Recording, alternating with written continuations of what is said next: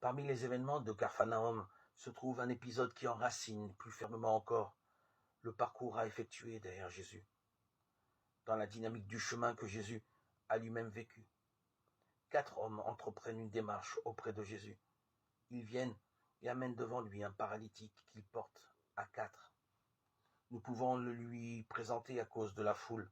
Ils défont le toit où il se trouvait. Ayant foré un trou, ils laissent aller le grabat sur lequel le paralytique est détendu. Marc 2, 3, 4. Tout se passe d'abord comme dans un récit de guérison. Jésus voit leur foi et dit au paralytique, « À toi je dis, dresse-toi, prends ton grabat et va dans ton logis. » Il se dresse aussitôt, prend son grabat et sort devant tous. Marc 2, 5a. Comme il le fait tout au long des 3 premiers chapitres, l'évangile de Marc veut que le récit nous rende nous-mêmes contemporains de l'expérience bienfaisante que l'on fait dans le royaume de Dieu.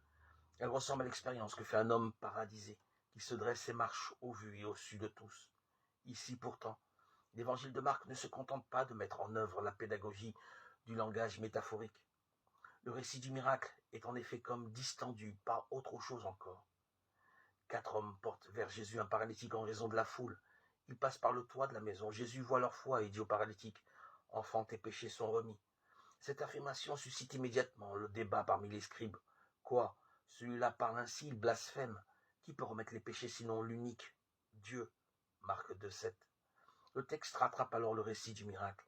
Et bien plus, pour que vous sachiez que le Fils de l'homme a pouvoir de remettre les péchés sur la terre, il dit au paralytique, « À toi, je dis, dresse-toi, prends ton grabat et va dans ton logis. » Il se dresse aussitôt, prend le grabat et sort devant tous. Marc 2, 10, 12.